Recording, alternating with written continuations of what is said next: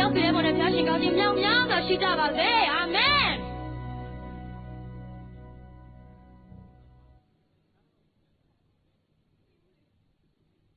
နောက်တစ်ပုဒ်နဲ့ကျမတို့နာမတော်၌ဆိုတခြင်းလေးနဲ့ဂုဏ်တော်ချီးမွမ်းခြင်းပါတယ်ကျမတို့နာမတော်နဲ့ကျမတို့အောင်မြင်ခြင်းရပြီဖြစ်တယ်ဟာလေလုယာနာမတော်နဲ့ကျမတို့ကျမ်းမာခြင်းရပြီဖြစ်တယ်ဟာလေလုယာ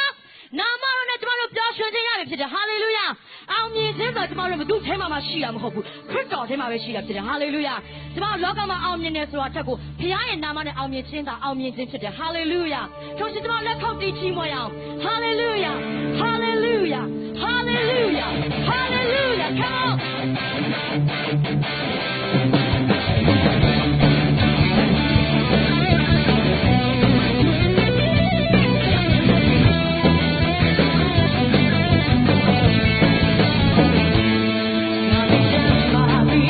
come on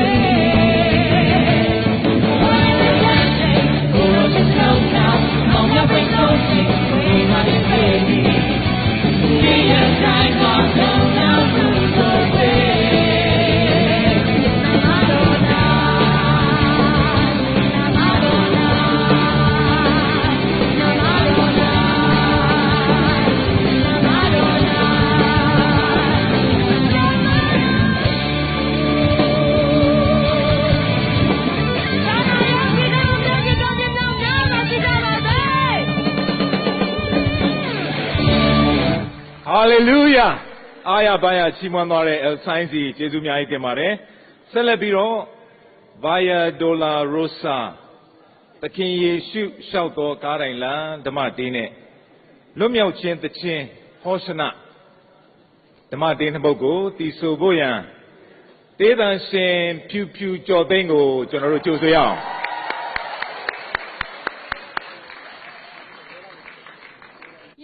နိုင်အားလုံးမင်္ဂလာပါဖျားသခင်တော်မှာတော့တာ၍ဘုန်းကြီးပါစေရှင်ဖြူဖြူယေရှုလျှောက်သောကားတိုင်းလမ်းသခင်လေးကို Via Dolorosa ဆိုတဲ့အင်္ဂလိပ် version လေးနဲ့ဖြူဖြူရဲ့ဆရာချစ်နဲ့အတူတူဂုဏ်တော်ချီးမွမ်းသီဆိုကြပါတယ်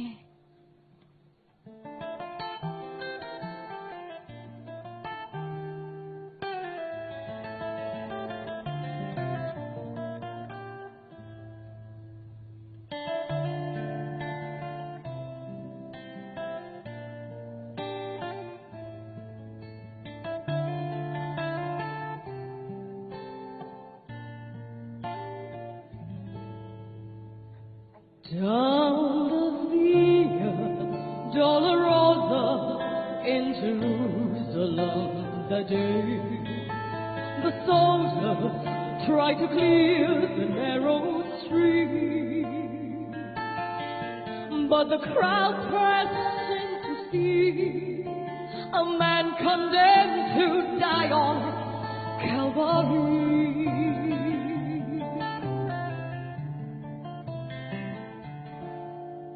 He was bleeding from a beating, there were stripes upon his back, and he wore a crown of thorns upon his head. But he bore with every step the scorns of those who cried out for his death. Down the Via Dolorosa, called the way of suffering, like a lamb came the Messiah,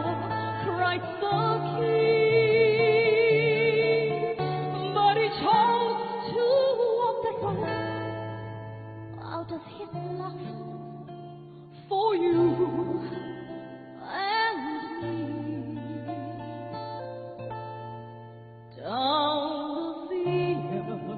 Dolorosa, all the way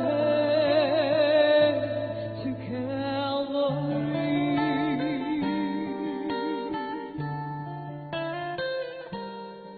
Or la Via Dolorosa, tristi triati in Gerusalemme, lo soldato le briantava Gesù. Mezza gente si secava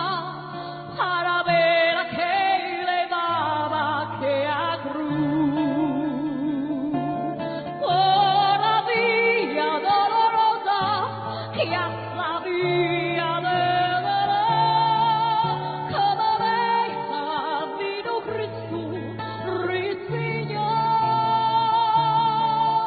y fue il que a mi tu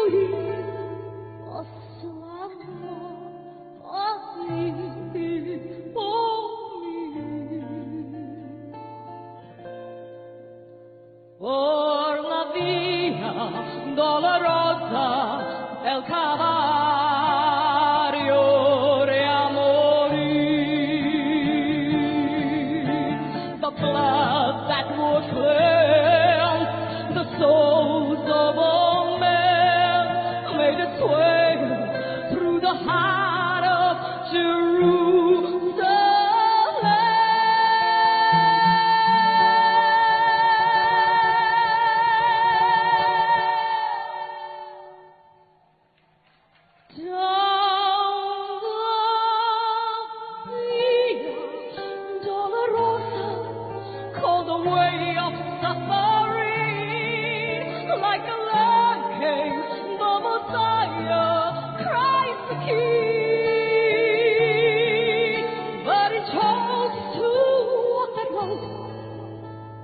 Out of his love for you and me.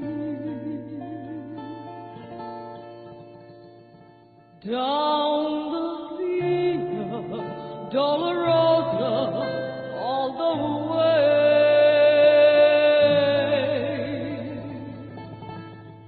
to Calvary.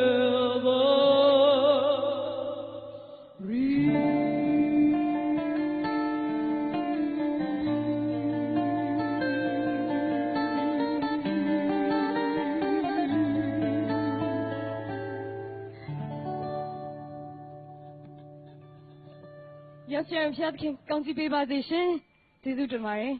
Share the Jesu tomorrow. You celebrate. MYC ne judu.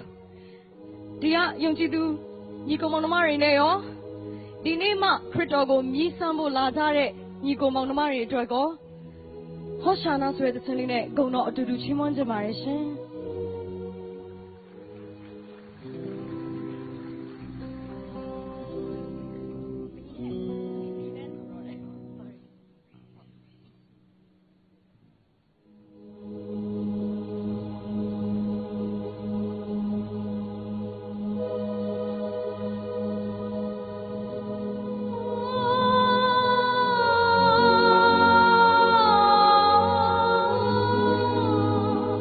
Oh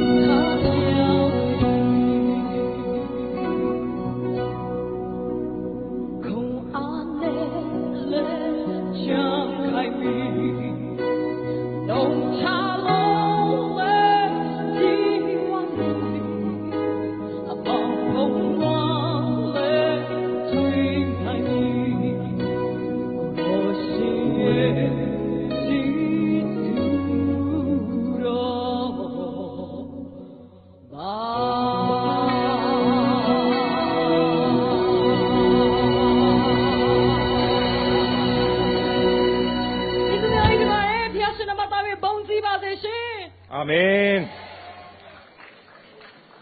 ပရိသတ်နဲ့အတူကျွန်တော်အားလုံးချီးမွမ်းနိုင်တဲ့အတွက်ကျေးဇူးတော်ကိုချီးမွမ်းပါတယ်။ဆက်လက်ပြီးတော့ကျွန်တော်တို့ဒီပွဲတော်ကြီးရဲ့အစီအစဉ်များဆက်လက်ပြီးတော့လှုပ်ဆောင်မဲ့နောက်ဆက်တွဲအသင်းတော်များ follow up အစီအစဉ်စသည့်အားလုံးတို့အတွက်နဲ့ကျွန်တော်နှုတ်ခွန်းဆက်စကားပြောခြင်းကိုမြန်မာနိုင်ငံခရစ်ယာန်အသင်းတော်များကောင်စီဥက္ကဋ္ဌဖြစ်တယ်လို့ယခုပွဲတော်ကျင်းပရေးရဲ့ဒုတိယဥက္ကဋ္ဌတစ်ပါးဖြစ်တဲ့ဆရာစောပက်ထရစ်လူနီနှုတ်ခွန်းဆက်စကားပြောပါမယ်ပြီးလို့ရှိရင်ကျွန်တော်တို့မြန်မာပြည်အတွက်ခရစ်တော်ဆိုတဲ့ဓမ္မတေးလေးကိုအားလုံးသိဆိုဖို့ဖြစ်ပြီးတဲ့အခါမှာသိက္ခာရဒေါက်တာလဖိုင်ဇောင်လတ်မှဆက်ကပ်ဆုတောင်းခြင်းရှိပါမယ်ဆရာကြီးလဖိုင်ဇောင်လတ် MIT မြန်မာနိုင်ငံဓမ္မတက္ကသိုလ်ရဲ့စာချအငြိမ်းစားပုဂ္ဂိုလ်ဖြစ်တယ်လို့အခုပွဲတော်ကျင်းပရေးရဲ့ဒုတိယဥက္ကဋ္ဌတစ်ပါးလည်းဖြစ်ပါတယ်အခုချိန်မှာဆရာစောပက်ထရစ်လူနီမှအမှားစကားပြောကြားပေးဖို့လေးစားစွာပန်ကြားပါတယ်မေတ္တာဝမ်းသာငြိမ်းချမ်းရာပွဲတော်ကြီးနောက်ဆုံးနေ့ကိုကျေးဇူးတော်ကြောင့်ရောက်လာပါတယ်ဒါကြောင့်မလို့ကျွန်တော်တို့ဘုရားသခင်ကိုချီးမွမ်းထောပနာပြုဖို့ရန်အတွက်အကုန်လုံးလက်ထုတ်တီးကြပါစို့ဘုရားသခင်ဟာကြီးမြတ်ပါတယ်ဒါကြောင့်မလို့ကျွန်တော်တို့ဒီနေ့မှာအားလုံးကိုနှုတ်ခွန်းဆက်ပြီးတော့ကျွန်တော်တို့လာရောက်သောသူများဟာကျွန်တော်တို့တစ်နေ့ထက်တစ်နေ့ပိုများတဲ့အတွက်ကျွန်တော်တို့အလွန်ပဲဝမ်းသာပါတယ်လာတဲ့အတွက်လည်းကျေးဇူးတင်ပါတယ်ကျွန်တော်တို့နိုင်ငံခြားဧည့်သည်များလည်းအနည်းငယ်ရှိတဲ့အတွက်ကျွန်တော်တကြောင်လေးလောက်ပဲကျေးဇူးတင်ပြီးတော့ပြောချင်ပါတယ်သူတို့ကို I would like to express a heartfelt thanks and appreciation for your participation in this festival all our foreign guests so thank you very much for your participation in our festivalကျွန်တော်တို့ဒီအစီအစဉ်ကိုလုပ်တဲ့အခါမှာအလွန်မှပဲကြီးကျယ်တယ်ဆိုတာကိုသိပါတယ်သို့တော်လည်းဖျားသခင်ထံမှရတဲ့ခွန်အားနဲ့ကျွန်တော်တို့လှုပ်ဆောင်ဖို့ရန်အတွက်တန်ထိတ်ထန်ချပြီးတော့လုပ်ပါတယ်ဒီလိုလုပ်တဲ့အခါမှာကျွန်တော်တို့အဖွဲ့တွေကိုဖွဲ့လိုက်တဲ့အခါမှာ senior leadership team နောက်ကျွန်တော်တို့ EC members မှအစကျွန်တော်တို့အားလုံးဖွဲ့စည်းပြီးတဲ့အခါမှာကျွန်တော်တို့ဒါကတော့ကျွန်တော်တို့ EC members တွေပဲဖြစ်ပါတယ်ဒီ EC members တွေကဥဆောင်ပေမဲ့လည်းကော်မတီကြီး15ခုနဲ့ကျွန်တော်တို့လှုပ်ဆောင်နေပါတယ်ကော်မတီကြီးမှာပါတဲ့လူတွေအကုန်လုံးဟာတဒေါင့်တနေရာကနေလှုပ်နေတယ်ကျွန်တော်တို့ဒီမှာထားနေပေမဲ့တချို့သောသူတွေဟာလမ်းရှင်းဖို့ရန်လှုပ်နေတယ်တချို့သောသူတွေဟာကျွန်တော်တို့လုံခြုံရေးအတွက်လှုပ်နေတယ်တချို့သောသူတွေဟာစားဖို့အတွက်လှုပ်နေတယ်တချို့သောသူတွေဟာဒီတပြက်စီလှဲတဲ့အလုပ်တွေလုပ်နေတဲ့စသဖြင့်သို့တော်လည်းထိုကော်မတီထဲမှာမှကျွန်တော်တို့ OA လို့ခေါ်တဲ့ Operation Andrew ကျွန်တော်တို့ follow up လုပ်တဲ့လုပ်ငန်းများလည်းရှိတဲ့အတွက်ထိုလုပ်ငန်းများလည်းရှိပါတယ်ဒီလိုပဲတဒေါင့်တနေရာမှာဟိုအစတည်းကနေအခုတည်းဒီမဆုံးမဲနဲ့လုံနေတဲ့အရာကတော့ဆူတောင်းခြင်းပဲဖြစ်ပါတယ်ဒီဆူတောင်းခြင်းအင်အားကြောင့်သာလျှင်ကျွန်တော်တို့ဒီမှာအောင်မြင်တာပါကျွန်တော်တို့ဒီမှာလုပ်တဲ့အလုပ်တွေကြောင့်မဟုတ်ပါဘူးကိုတော်ရှင်ဘုရားသခင်ကြောင့်သာလျှင်ဝိညာဉ်တော်ရဲ့လမ်းပြပို့ဆောင်ခြင်းကြောင့်သာလျှင်ကျွန်တော်တို့ဒီအရာအလုံးဟာအောင်မြင်မှုရတဲ့အတွက်ကျွန်တော်တို့အလွန်ကျေးဇူးတင်ပါတယ်ကျွန်တော်အနေနဲ့တိုးလေးပဲပြောချင်တာကတော့လူတိုင်းမှာစိုးရိမ်မှုရှိတယ်ကျွန်တော်မှလည်းစိုးရိမ်မှုရှိတယ်ကျွန်တော်ဘာအစိုးရိမ်ဆုံးလဲဆိုရင်မိုးလေဝသကိုစိုးရိမ်တယ်လွန်ခဲ့တဲ့ဒီလတောင်ကကျွန်တော်တို့ရဲ့ကလေးတွေလုံးမဲ့အစီအစဉ်မှာမိုးတွေရွာပြီးတော့အလွန်မှပဲရေတွေလွှမ်းတယ်သို့တော့ကျေးဇူးတော်ကြောင့်နောက်တစ်နေ့မှာကောင်းသွားပါတယ်ထိုနည်းတူပဲဒီနေ့မိုးမရွာဖို့အတွက်ကျွန်တော်အထူးဆုတောင်းတယ်အမြဲဆုတောင်းတယ်ဒါဒီနေ့မတိုင်ခင်ပထမဆုံးနေ့ကကျွန်တော်တွေးလိုက်တဲ့အဖြစ်အပျက်ကိုတော့ကြည့်တော့ထပ်ဆုတောင်းပါတယ်ဘုရားသခင်နေလေးတော့နည်းနည်းပါနော်ကျွန်တော်တို့ကမိုးမရွာဖို့နဲ့နေလည်းနဲ့ဆိုပါကျွန်တော်လူတွေဒီမှာထီးနဲ့ဆောင်းနေရပါတယ်ဘုရားသခင်ကကောင်းမြတ်တဲ့အတွက်ဒီနေ့အထိလုံးဝမိုးမရွာဘူးဆိုတာကိုကျွန်တော်တို့ဒါသက်သေပြနိုင်ပါတယ်ဒါကြောင့်မလို့ကျွန်တော်တို့ဟာဆူတောင်းခြင်းအဖြစ်လုပ်တဲ့အတွက်ကျွန်တော်တို့အောင်မြင်မှုရတယ်ဆိုတာကိုလက်ခုပ်တီးပြီးတော့ဘုရားသခင်ကိုကောင်းကြီးပေးကြပါစို့ထို့ပြင်ကျွန်တော်တို့ဒီမှာလာတဲ့အခါမှာကျွန်တော်တို့တော်များများဟာပြောပါတယ် စီကံသေးဝမှုအလွန်ရှိတယ်အမိုက်ဆိုတာမတွေ့ရဘူးအချိန်တိကျမှုရှိတယ်နားလည်မှုသိခံမှုရှိတယ်ဆိုပြီးတော့ကျွန်တော်တို့ကိုအားလုံးကောင်းမွန်စွာလုပ်နိုင်တဲ့အတွက်ချီးမွမ်းတာရှိသလိုထိုကဲ့သို့ချီးမွမ်းပေမဲ့လည်းအနောက်မှာကျွန်တော်တို့ရုန်းကန်ရတဲ့လုပ်ငန်းတွေလည်းရှိပါတယ်သို့တော့အရာတိုင်းကိုဘုရားသခင်ကောင်းကြီးပေးပါတယ်ဒါကြောင့်မလို့နောက်ဆုံးအနေနဲ့ပြောချင်တာကတော့ကျွန်တော်တို့45ရာခိုင်နှုန်းပြင်ဆင်မှုပြီးပါပြီ10ရာခိုင်နှုန်းလည်းနောက်နိုင်ဝက်တစ်နိုင်ဆိုပြီးပါပြီကျန်တဲ့45ရာခိုင်နှုန်းကျွန်တော်တို့ဖြစ်တဲ့နောက်ဆက်တွဲ follow up ကိုလှုပ်ခြင်းအပြင်မေတ္တာဝမ်းသာငြိမ်းချမ်းရာဆိုတဲ့ကျွန်တော်တို့ရဲ့ပွဲတော်ကြီးကိုအောင်မြင်စွာကျင်းပနိုင်တဲ့အတွက်ထပ်မံပြီးတော့လက်ခုပ်တီးလျက်ကျေးဇူးတော်ကိုချီးမွမ်းကြပါစို့ကျွန်တော်တို့ EC members တွေဟာဒီလိုပဲမနေကြပါဘူးဒါကြောင့်မလို့ကျွန်တော်တို့မြန်မာပြည်အတွက်ခရစ်တော်ဖြစ်ရမယ်ဆိုတဲ့သခြင်းကိုကျွန်တော်တို့ဆိုပါမယ်ဆိုဖို့အတွက်ပြိဿမျိုးအားလုံးထားပြီးတော့မြန်မာပြည်အတွက်ခရစ်တော်ဖြစ်ရမယ်ဆိုတဲ့သခြင်းကိုအတူတကွဆိုပြီးတဲ့အခါမှာဆရာကြီးလဖိုင်ဇော်လက်ကနေပြီးတော့ဆုတောင်းပေးပါမယ်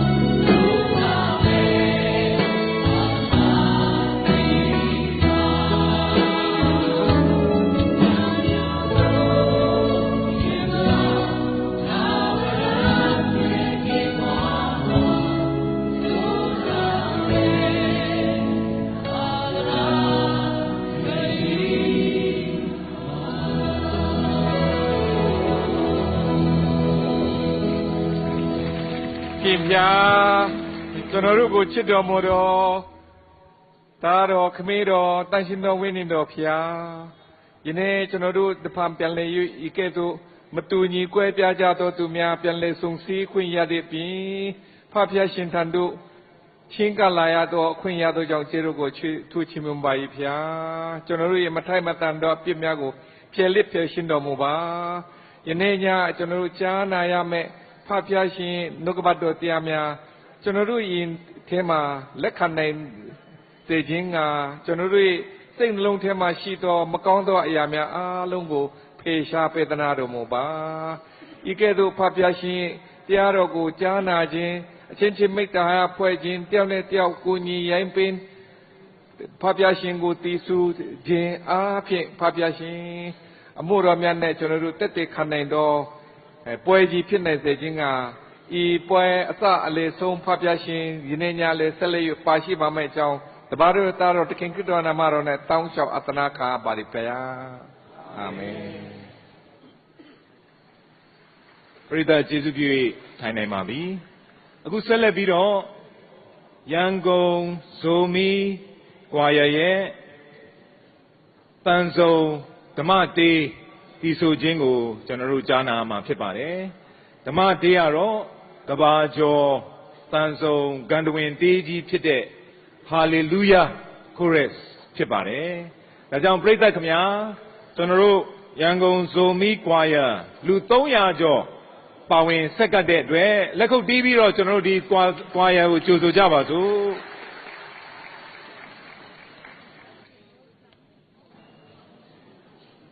ရန်ကုန်ဇုံမီခွာယာတီစုချီးမွမ်းမဲ့ဓမ္မသချင်းကတော့18ရာစုနှစ်ခက်လေပိုင်းမှာ George F. Handel ရေးစပ်ထားတဲ့ Messiah တဲ့ကဂန္ဓဝင်မြို့သချင်းကြီးတစ်ပုဒ်ဖြစ်သော Hallelujah Chorus ဖြစ်ပါတယ်ဒီသချင်းကြီးကိုသူ့ရဲ့ message ကတော့ဘယင်တကာရဲ့ဘယင်အရှင်တကာရဲ့အရှင်ကိုချီးမွမ်းတော်သချင်းဖြစ်တဲ့အတွက်ကြောင့်ကြားနာတော်ဘယင်မင်းများကိုယ်တိုင်သူအရှင်ကိုဂုဏ်ပြုတော်အားဖြင့်မတ်တရတဲ့ဓလေ့ရှိပါတယ်ဒီနေ့ဓမ္မမိတ်ဆွေများခင်ဗျာမြန်မာပြည်ရဲ့ဘယင်တကာရဲ့ဘယင်အရှင်တကာရဲ့အရှင်ကိုဂုဏ်ပြုတော်အားဖြင့်ခွာရသချင်းတီစုနေချိန်ခါမှာအားလုံးအတူတကွမတ်တရပေးစီလိုပါတယ်ပရိသတ်ကြီးများခင်ဗျာမတ်တရကြပါစို့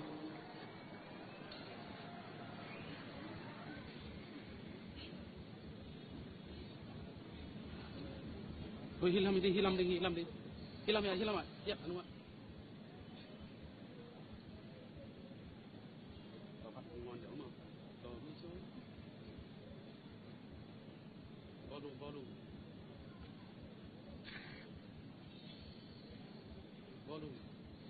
volume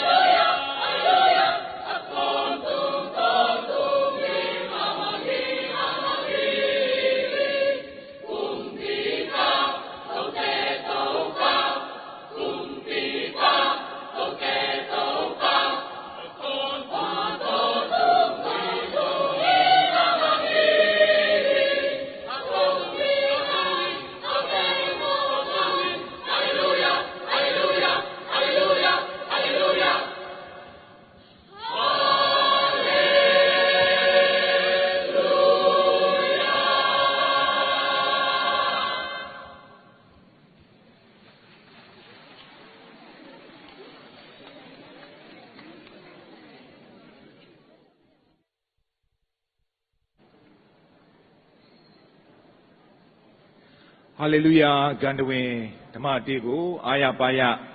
ဇုံမီဘာသာနဲ့ချီးမွမ်းသွားတဲ့ရန်ကုန်ဇုံမီတန်ဆုံအဖွဲ့ကိုပွဲတော်ကြီးရဲ့ကိုစားကျေးဇူးများကြီးတင်ပါတယ်ကျွန်တော်အသက်တာမှာလည်းဘယ်လိုမျိုးအခြေအနေဘယ်လိုမျိုးအနေအထားဖြစ်ပါစေဖခင်ရဲ့ကျေးဇူးတော်ကိုချီးမွမ်းနိုင်တဲ့အသက်တာများဖြစ်ဖို့ပြန်လဲပြီးတော့ခွန်အားယူကြပါစို့အခုဆက်လက်ပြီးတော့ကျွန်တော်တို့ချီးမွမ်းခြင်းပွဲတော်ရဲ့သက်သေခံခြင်းနဲ့ဓမ္မတေးချီးမွမ်းခြင်းတည်ဆိုခြင်းကိုအလဲကျသူတည်ဆိုမဲ့တခြင်းကိုအရင်ဖော်ပြပြစေအနာယောဂါငြိမ်းစေသောအရှင်ဓမ္မတေးကိုတည်ဆိုပါမယ်နောက်လှည့်မကြည့်နဲ့ဆိုတော့တတိပေးတဲ့ဓမ္မတေးကိုတည်ဆိုပြီးတဲ့အခါမှာကျွန်တော်တို့ဂီတာပညာရှင်ဆရာချစ်စမ်းမောင်နဲ့တွဲဖက်ပြီးတော့လမ်းပြပါဆိုတဲ့တခြင်းကိုလည်းတည်ဆိုပါမယ်ပြီးရင်သခင်အိမ်ဆိုတဲ့ဓမ္မတေးကိုတည်ဆိုချီးမွမ်းသက်သေခံမဲ့ကျွန်တော်တို့ရဲ့ညီကိုတော်ကတော့မျိုးကြီးဖြစ်ပါတယ်ဗျာမျိုးကြီးကိုလက်ကုပ်တီးပြီးကြော်ဆိုရအောင်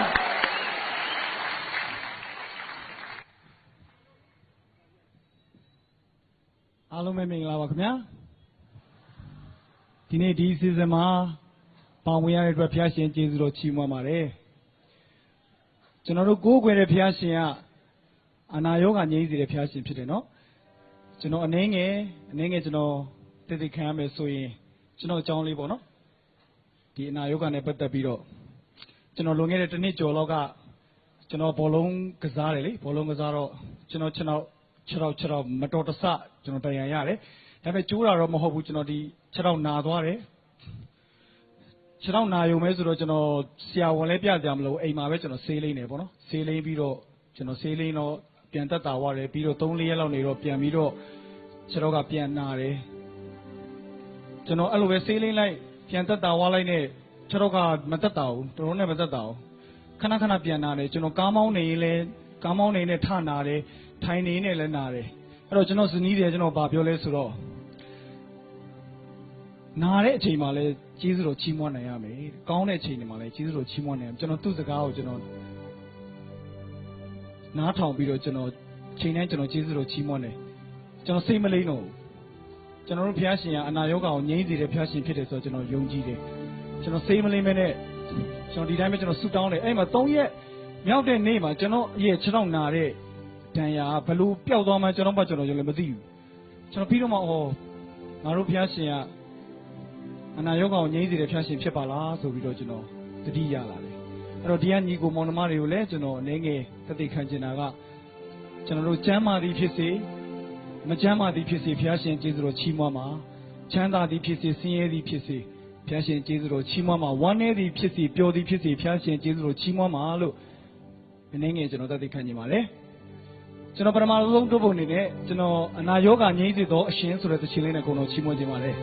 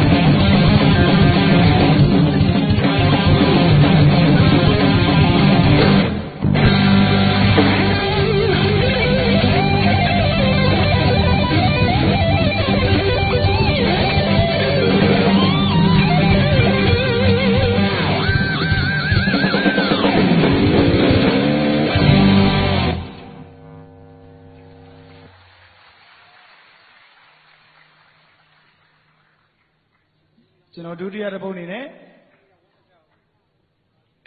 ကျွန်တော်တို့ဗမာပြည်မှာအသက်ငယ်ဆုံးဒရာမာဖြစ်တဲ့တာပီကြီးနဲ့ကျွန်တော်တပုတ်လောက်ဆိုချင်ပါတယ်တစ်ချက်တော့ပြန်ပြီးတော့မတ်တရပြပါအောင်တာပီကြီးအရင်မြည်ကြီးပဲတွေ့ရမလား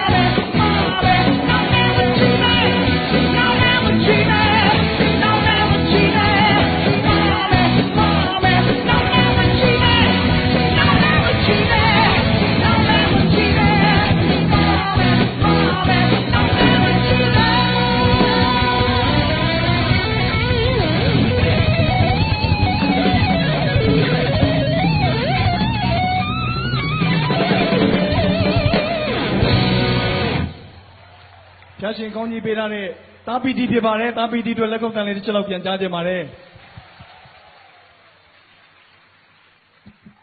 ကျွန်တော်နဲ့ကိုချစ်စမ်းမောင်နဲ့တယောက်တစ်ပုံစီချီးမွမ်းကြပါတယ်ဖျားသခင်ရဲ့ကျေးဇူးတော်ကိုချီးမွမ်းပါတယ်ကျွန်တော်ရဲ့မွေးဖွားလာတာတော့ခရစ်ယာန်အတိုင်းဝိုင်းကနေကျွန်တော်မွေးဖွားပါတယ်ဒါပေမဲ့လည်းစဉ်းစားဉာဏ်ရှိတဲ့အချိန်မှာကျွန်တော်ဘာကိုစဉ်းစားလဲဆိုတော့အရန်အင်အားကြီးမားတဲ့ဘာသာကြီး၄ခုဒီဘာသာကြီး၄ခုက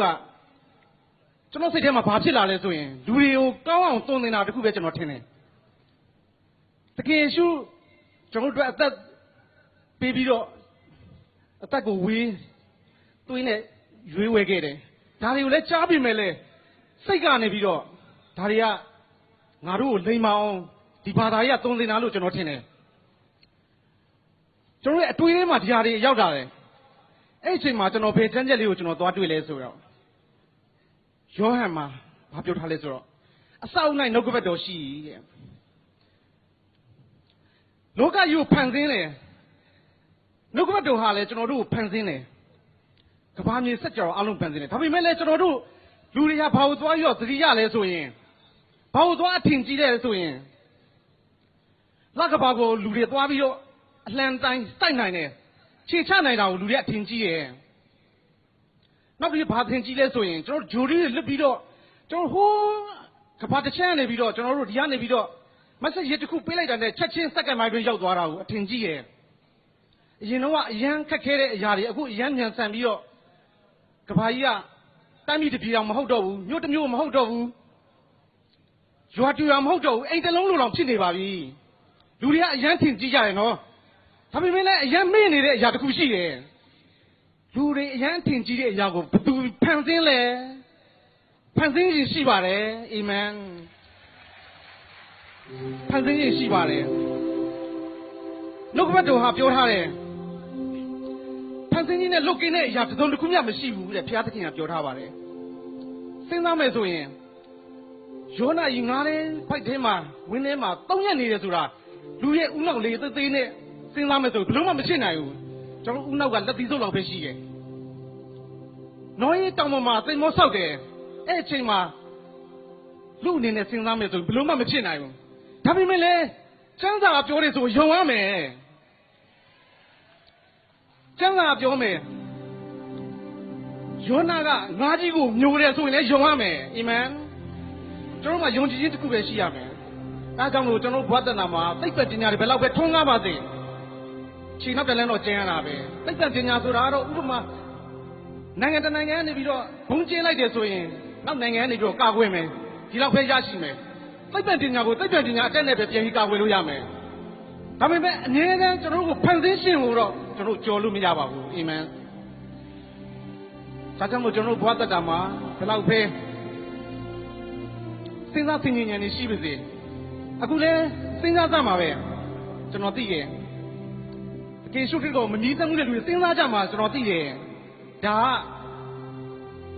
ကျွန်တော်အပေါ်မှာ performance လုပ်ပြီးတော့ရန်ညီကိုတွေကိုဖြောပြရမှာမဟုတ်ဘူးလွတ်ချင်းအခွင့်ရရှိဖို့ပဲကျွန်တော်တို့ဒီ ဓမ္မပွဲကြီးကိုခက်ခက်ခဲခဲနဲ့ဝေကုံကြည်ကြများစွာနဲ့ကျွန်တော်တို့လှုပ်ခြင်းဖြစ်တယ်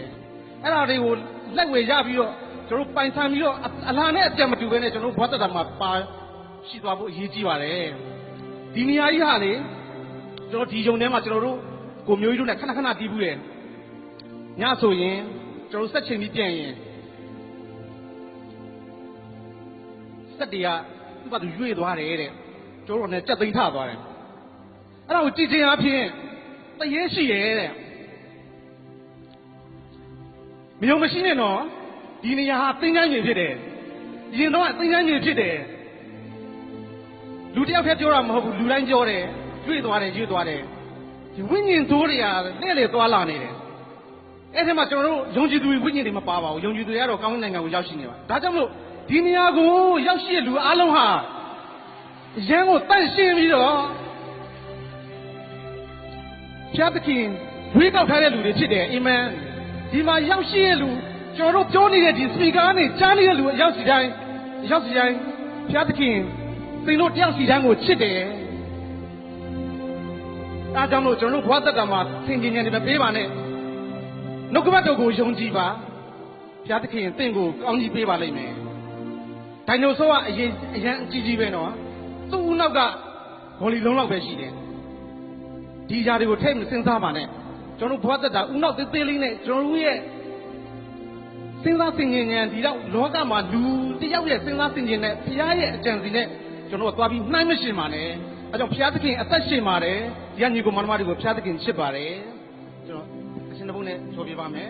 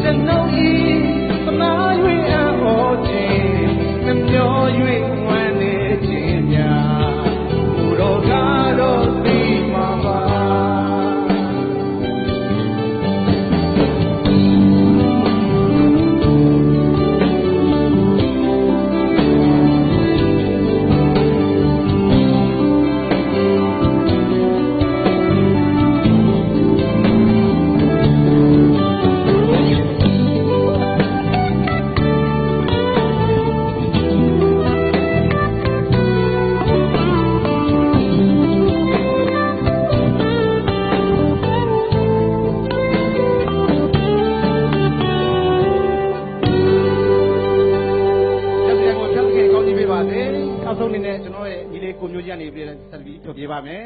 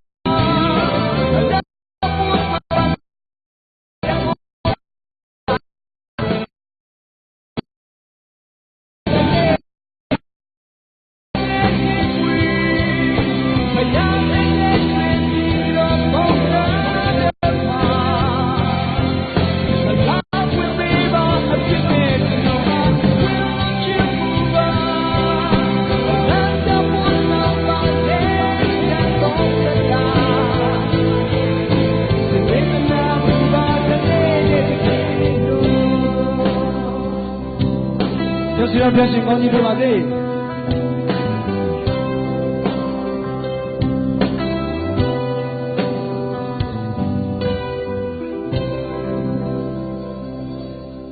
ဓမ္မတေသခြင်းများတည်ဆိုပြီးဘဝအသက်တာရဲ့အရေးကြီးတဲ့အကြောင်းအရာများနဲ့ဝေငှသက်သေခံသွားတဲ့ကိုချစ်စမ်းမောင်နဲ့ကိုမျိုးကြီးဘုရားခင်ပို၍ကောင်းကြီးပေးလျက်လမ်းပြအသုံးပြုပါစေအခုချိန်ဟာကျွန်တော်တို့အလူပေးလူဖို့ဖြစ်ပါတယ်အစဉ်ပြေသောသူတိုင်းပေးလူဖို့ဖြစ်ပါတယ်တရားတတ်အားနည်းများမဆိုကျွန်တော်ပေးလူဖို့ဖြစ်ပါတယ်အလူတော်ငွေအတွက်စက္ကန့်ဆုတောင်းခြင်းကိုကျွန်တော် Victory Christian Fellowship ရဲ့ခေါင်းဆောင်ဖြစ်တဲ့သိက္ခာတော်ရဒေါက်တာမိလေးညွန့်ဆရာမကဆုတောင်းပေးမှာဖြစ်တယ်လို့ဒီဆရာမဟာ ကျွန်တော်တို့ပွဲတော်ကျင်းပရေးရဲ့အမျိုးသမီးများအစီအစဉ်ရဲ့ခေါင်းဆောင်လေးဖြစ်ပါတယ်ဆရာမ Reverend Dr. မီလေးညွန့်မှဆုတောင်းဆက်ကပ်ပေးပါမယ်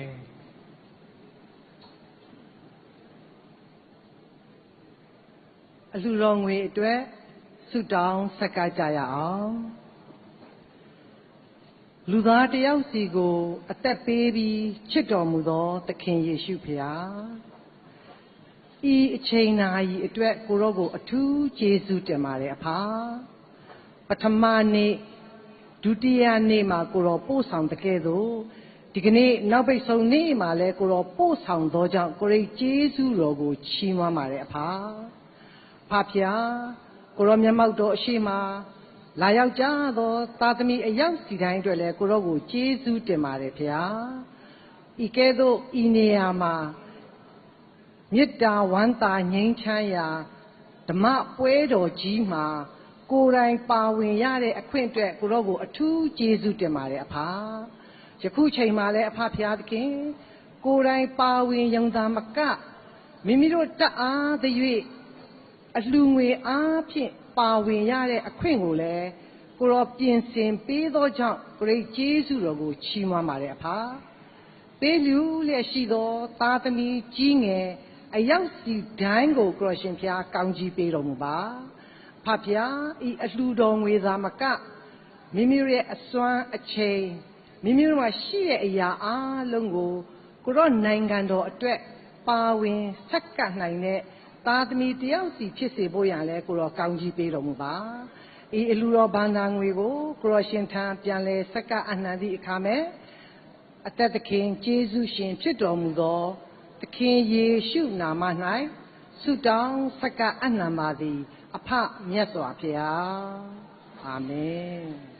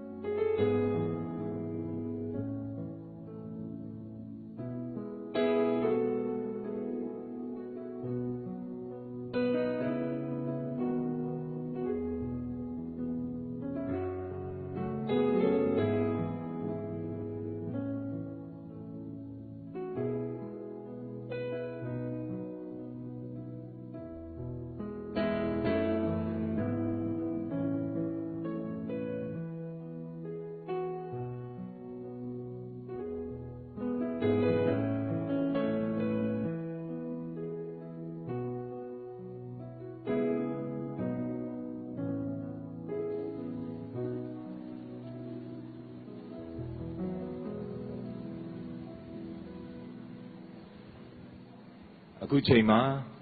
ကျေးဇူးတော်မြတ်အသင်းတော်မှ Amazing Grace သချင်းဆိုဓမ္မတေကိုချီးမွမ်းပါမယ် Amazing Grace သချင်းဆိုပြိုင်ပွဲမှာပထမဆုရရှိခဲ့တဲ့အဖွဲ့လည်းဖြစ်ပါတယ်လက်ခုပ်တီးပြီးတော့ကြိုဆိုရအောင်